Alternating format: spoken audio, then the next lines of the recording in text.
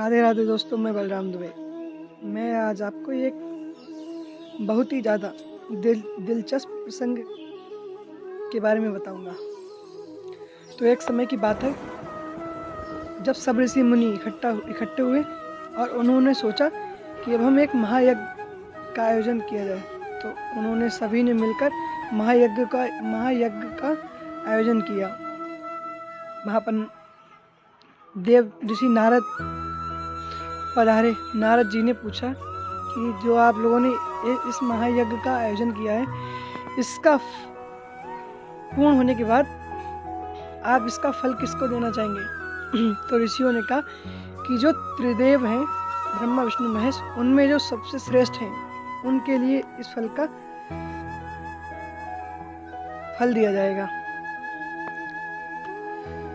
नारद जी ने पूछा तो ब्रह्मा विष्णु महेश में से आप ये कैसे तय करेंगे कि उनमें सबसे श्रेष्ठ कौन है? तो वहां पे चर्चा होने लगी कि ब्रह्मा विष्णु महेश में सबसे श्रेष्ठ कौन है। तो इस बात को पता लगाने के लिए सब ऋषियों ने मिलकर मुनि भृगु को चुना और उनको बुलाया और उन्होंने कहा कि आप जाइए, त्रिदेवों की परीक्षा लीजिए और उनमें जो श्रेष्ठ है उसके बारे में बताइए आके कि कौन है उनमें से श्रेष्ठ। मुनि भृगु चल देते हैं ब्रह्मलोक की ओर। और हाँ, यूं वक्ता की बात एक बात यहाँ से और निकलती है कि जो मुनि भृगु हैं वह ब्रह्मा जी के मानस पुत्र हैं, जो कि उन ब्रह्मा जी की त्वचा से उत्पन्न हुए हैं। तो मुनि भृगु ब्रह्मलोक के लिए चल देते हैं। ब्रह्मलोक पहुंचते ही वहां देखते हैं कि ब्रह्मा जी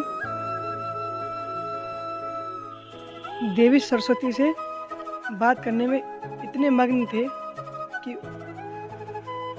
उनको देखा ही नहीं, मुनि भृगु को देखा ही नहीं। मुनि भृगु क्रोधित हो गए और ब्रह्मदेव को, अपने पिताजी को ना ही प्रणाम ना ही कोई स्थिति, और उनसे कह दिया कि आज से आपको ब्रह्मांड में कभी नहीं पूजा जाएगा। यह श्राप देके मुनि भृगु कैलाश पर्वत की ओर चले जाते हैं। कैलाश पर्वत की ओर चलते हैं, फिर वहां जाके देखते हैं भगवान शंकर ध्यान में लगे हैं और उनको यह आभास नहीं हुआ कि मुनि भृगु आ रहे हैं। वहां पहुंचते ही कैलाश पर्वत देखते हैं कि भगवान शंकर ध्यान में है।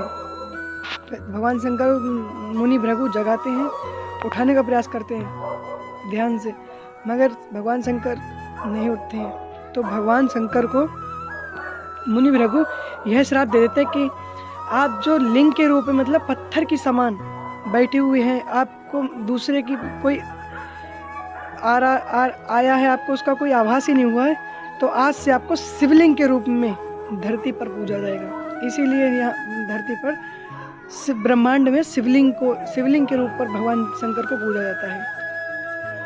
फिर वह श्राप देके भगवान मुनि भृगु बैकुंठ धाम बैकुंठ लोक पहुंच जाते हैं।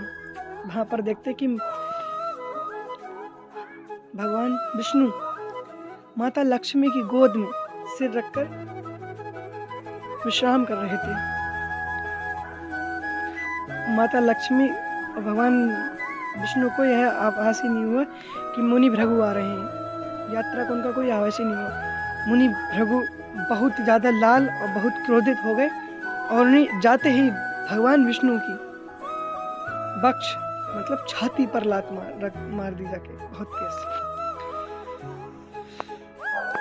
भगवान विष्णु उठते हैं और भृगु मुनि से गलती की क्षमा मांगते हैं कि हे ऋषि मुनि, मैं आपको की यात्रा का आभास मतलब मैं जान नहीं पाया, मेरी गलती को क्षमा प्रार्थना करें। और उनके चरणों को पकड़ लेते हैं और कहते हैं कि आपके चरणों में चोट तो नहीं लगी, क्योंकि मेरा वक्ष वज्र की समान है, तो आपकी पैर में चोट तो नहीं लगी। भगवान मुनि भृगु भाव में ख्वाब खो जाते हैं और कहते हैं, उनका मतलब दिल भर आता है और वो समझ आते हैं कि सर्वश्रेष्ठ देवता विष्णु भगवान ही है। विष्णु भगवान उनको बैठालते हैं अपने आसन पर, अपने आप ज़मीन पर बैठ के उनके पैर धुलाते हैं। कहते हैं ब्राह्मण देवता बैठिए, उनके पैर को सराहते हैं, उनसे कहते हैं मैं आपको जान नहीं पाया।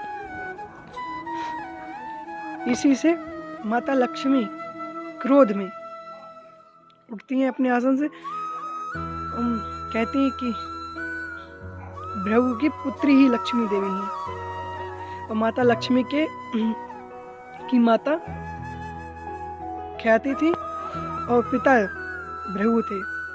जब भगवान विष्णु की छाती पर मुनि भृगु ने लात मार दी थी, तब लक्ष्मी जी उठती है और उनसे क्रोध में कहते हैं कि मानेंगे कि हमारे प्रभु का शरीर वज्र का है, अगर आपने जहाँ पे उनकी लात मारी है वहाँ मैं वास करती हूँ, तो मैं आज से श्राप देती हूँ। श्राप देकर वहाँ से चली जाती हैं, अपना वैकुंठ धाम से चली जाती हैं। भगवान मुनि भृगु जाते हैं धरती लोक पर और सब ऋषियों को बताते हैं कि सर्वश्रेष्ठ भगवान विष्णु ही है। बस आज की जो प्रसंग था इसका यही पे अंत होता है। आपको हम नई वीडियो में मिलते हैं, ऐसे ही उसको ज़्यादा से ज़्यादा शेयर करें, लाइक करें, कमेंट करें। जय श्री राधे राधे।